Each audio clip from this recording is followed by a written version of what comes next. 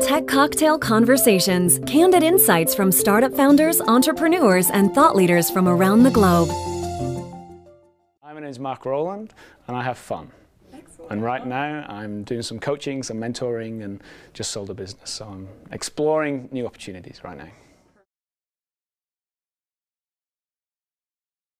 Happiness for me is something that's really, really important. I think it's like an overarching goal for most people. They want to be happy. So I think as long as you tap into that, and as long as you believe, you really do feel that happiness is something that you really want to strive for, then it's really easy to break it down. What sort of culture would you need to have a happy workplace, and really define that culture? So I did that. I just wrote down, this is the sort of place I would love to work in. And then I wrote all that down, and then I said, okay, well, if this is the manifestation of all the behaviors of all the people that work in this company, and it creates this outcome of a happy working place, what behaviors would I expect to see? And then what values would I expect people to have to then drive those behaviors to then manifest that culture? And then hire for those values. I'm waiting for the English language to actually catch up to explain what it is when you meet someone on a video and it's not face to face. I really don't know what that is. Like, have I met that person? Like, I've seen them and I've interacted with them in real time and I've talked to them, but have I really met them? Because for me, it's not the same as having a face-to-face discussion where I can poke someone and, and really see, the complexion of their eyes and how their eyes are moving in the face, and give them a hug if I really want to give them a hug. So for me, I've always found it easier to have everybody in one place and to talk, but I know the world is changing, and I know that collaboration is important, and that proximity is not going to be the driving force for most businesses going forward. So I'm really excited to see what really does happen. I would like to think that if in my business going forward, if I had collaboration with people around the world, that at least once a year I actually met them face to face and gave them a hug. I think that's important.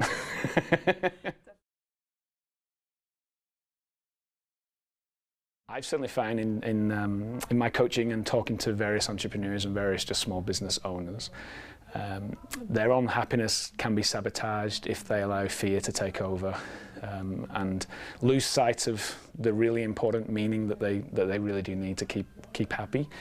So I like to make sure that people really understand why they're actually in business, what meaning they give to things, and be very meaningful. And therefore increase their general level of happiness. I'll give you an example. So I used to run a company similar to Zappos. We had a lot of guys in the warehouse picking shoes. And one day I went up to one of the guys and I said, hey, why do you take the time to pick the right shoe? And he said, oh, because if I don't, Justin's going to be really annoyed with me. And I said, okay, well, that's cool, but is that the real reason why you're doing what you're doing? And I was kind of thinking, well, if he's only doing that because he knows he's going to get in trouble because Justin will tell him off, then that's sort of coming from an element of fear rather than happiness. So in that situation, I said to him, okay, so what is important about picking the right shoe? Where does it go? Who's ordered that shoe? Why might that person want that shoe? If you don't get that shoe on time or it's the wrong shoe, what implications could that have for that person? If you were the person receiving this shoe and you were going to a party and you only had one day before the party and you'd ordered these awesome orange shoes just like mine, and it was an orange party and the black shoes turn up, I'd be pretty miffed. So I think if you can really try and put some meaning to sort of the actions that you do on a day-to-day basis, then you can really say, yes, it's sort of leading to my ultimate goal of to be happy, to make the world a happier place, to have positive impact on people. That was one of my core values at Starter, was to deliver an amazing experience to customers. To me, every business is a people business. There's people inside the business, there's people outside the business. My job title was Chief Happiness Officer, because I kind of figured my job as the CEO of the business was to make everybody happy.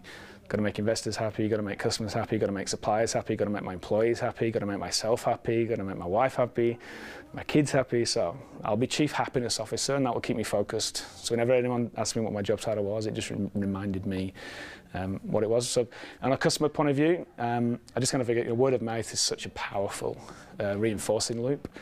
I did a lot of studies in systems thinking, and reinforcing loops drives exponential growth. So like you get exponential growth in human population. When there's more people alive, there's more births, there's more people, there's more births, there's more people. It just goes round and round and round. Same thing with positive experiences. People tell lots of other people, especially now in a social media world. If you deliver an amazing experience to someone, like amazing, not just okay, but amazing. Like we delivered shoes within 3 hours in Sydney. So you could order a shoe at 10 o'clock in the morning and you'd have it by the end of your lunch. You know, that was a wow. And then they'd actually go on Facebook and say, oh my God, I can't believe I got my shoe in 3 hours. It was incredible. And we, you know, that positive effect, they'd probably tell 10, 20 people. Maybe they would become a customer. Maybe hopefully we'd give them an amazing experience and then they would come back. So I think it's, you know, reinforcing loops of positive experience. You know, it obviously comes at a cost of infrastructure, but it's a heck of a lot cheaper than having to keep acquiring customers through social media, through, you know, Google AdWords or TV marketing. I love what Tony's trying to do. Well, not just Tony. I love what the community's trying to do. I love all the people that I've met. It's been an amazing experience for me. Even from the day, you know, walking in the Ogden and having an amazing room, it was a wow moment for me. I had to email Tony and say, I just had a wow moment, because I know he likes wow moments. But this is kind of unique in the world. I don't know anywhere else in the world where anybody is trying to do what, you know, Downtown Project is trying to do. And yeah, it hits a lot of my core values.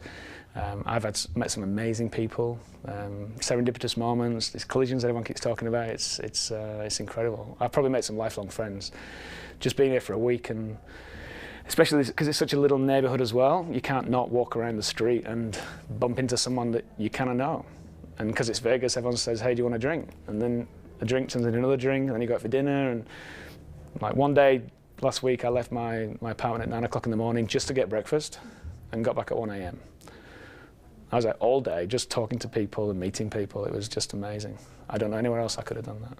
And I really, really, really, bottom of my heart, hope that this works out. And I'd love to sort of come back in 5 years and see it in all its glory and go, wow, you know, I was kind of there at the start.